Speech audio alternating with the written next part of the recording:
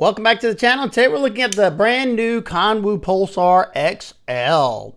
And when I say XL, it's still a manageable knife in my opinion. These come in at $249 for the one you see here, and I think they go up maybe $10 more for the diamond texture like on this regular size Pulsar. The total length on these are 8.85 inches long with a 3.87 inch blade of L-Max steel. Nice drop point. You could almost call that a spear point. And the L-Max is Rockwell to 60 to 62. Excellent job. I absolutely love that blade shape. It's a very versatile blade shape. Your tip is almost in line with that pivot. It's just a little bit higher. You can still use it to make drag cuts. And you still have enough meat on that tip. If you need to do some poke and prodding, you should be able to. You have a beautiful crown spine on top of here. You do have some jimping up here that it works just fine. Nice full forward finger choil right here to be able to choke right up onto that edge if you needed to. And you should have tons of sharpening light before it'll start to widen back here because that plunge is way back here. This is a pretty wide blade, so you have a pretty high flat grind that comes down to around 18 thousandths behind the edge of this thinnest portion. And not to mention, this thing came wicked sharp from Kunwu, and boy, was it slicing so well. I noticed the majority of the time, anything I was cutting in hand, I was choked up. Because when I'm choked back, you're pretty far from that edge and you get hung up in that forward choil rather easily. But this was the most comfortable anyway. It sliced cardboard effortlessly. You have, somewhat of a straight portion, a straight edge portion up here that makes it easy to get through even long sections of cardboard. But you definitely still have enough belly up there at the front to make cutting on a flat cutting surface very easy. Everything I cut on the flat cutting surface, this thing whizzed through it. And this thing held its edge so well. And I think that comes back to Kunwu doing a solid job on their heat treating. And it definitely shows on this one. After I finished all the cutting, it still remains nice and sharp. I don't think it's hair shaving sharp, but it's phone book paper sharp, which in my opinion is a win. I mean, we cut 100 pieces of half-inch sisal rope with this at the tip. The tip area, all that still feels nice and sharp. And like I said earlier, nothing I put in front of it really gave it any issues.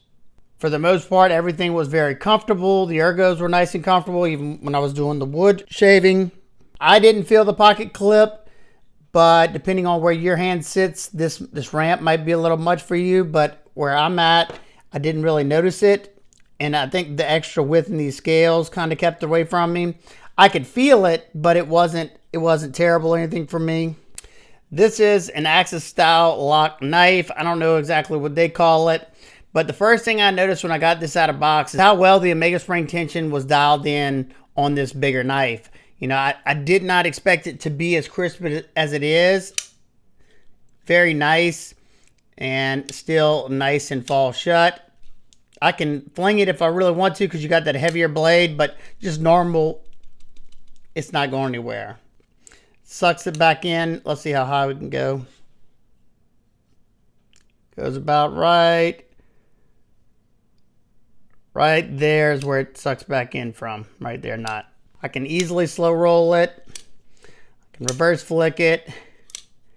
I could thumb flick it, but my finger's all jacked up, so reverse flicks the way I usually open it. It's nice and smooth, riding on ceramic bearings. You can use the Axis lock or the crossbar lock to deploy it if you want as well. Now let's take a look at the handle area. You have somewhat of a decorative pivot with it looks like a Timascus pivot collar around there. That's a nice little added touch. It's on both sides.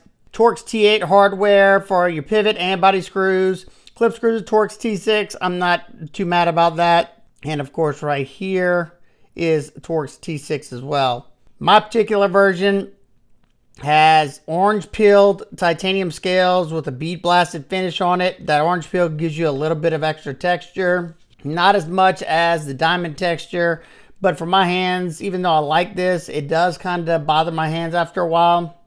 But somebody without beat up hands, you could go with this one or the diamond texture. It'd probably be just fine. You have a titanium geared backspacer with an integrated lanyard loop back here. You have a deep carry reversible tip up pocket clip, and then there's a little filler tab on this side. In the pocket, all you have is that little bit sticking out, and it's decently easy to get out of the pocket, at least with this orange peel texture. Only thing I did notice, and it didn't give any of my pants any problems because I don't have super thick seams on my pockets, is that you don't have a whole lot of room underneath that pocket clip.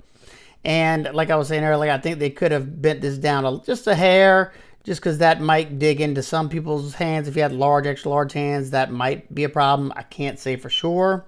One thing I think they could have done without on this knife is they have inset stainless steel liners all the way to the back on this. It is skeletonized heavy on the top and bottom, but I think they would have been a-okay with the partial liner that stops like right here just to house the crossbar lock. Is it the end of the world? No, but it's definitely going to add a little bit extra weight, bringing the weight to 6.23 ounces. So not terrible. It was fine in my jeans, but if I were wearing my lightweight shorts, it'd probably be a little too clunky. The lockup on this thing is super. I have no side to side whatsoever, no up and down. This is one of the most solid crossbar locks that I have in my collection, and it's still ridiculously smooth. That's pretty impressive. I've done this before, but I'll do it again. Oh, I'm knocking stuff off my table. It can handle spine wax. I'm sure I could have baton with it. I just didn't think about it. And I like how they did the little tabs for the crossbar lock. It kind of goes up like at a ramp. And it's got a little bit of texture, so it's nice and comfortable to grab, and it's easy to pull back. It gives you just that perfect amount of grip where it's not uncomfortable, but it gives you some nice traction. Now for some quick size comparisons, on top we have the Kunwu Padre. The pre-order for these are live right now. They ship in March. I will have links to all this down in the description if you're interested. And we have the original Pulsar. As you can see, it's a good bit bigger.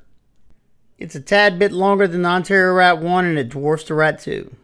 And lastly, it's very close in size to the Syncut Fantera, but the Pulsar XL is just a hair longer, and it's just a hair longer than the Cold Steel Code 4. And I only have one nitpick, and it's just a nitpick for me. Or I guess it's really 2-in-1, more space underneath this pocket clip and bring down this build just a hair. This didn't bother me, but I could see it bothering some people because of how high it goes. And if you had thick pants, it may be a little bit snug in there. But other than that, for $249 for this, I think it's an absolute bargain. Excellent knife overall. And Kunwu, it's in my top 5 favorite smaller companies. They do excellent work, and you're getting a lot for your money. Any other company would have done this knife exactly. It would have cost probably $300-400 bucks. Well, that does it for today's video. Here's an entire family shot of all my Kunwu knives. If any of these interest you, they will be linked down in the description as one, because I'll have a link to the entire page. If you have any questions about this one or any other ones, feel free to ask me down in the comments. I hope everybody's having an absolute amazing day. I will see y'all on the next one. Bye.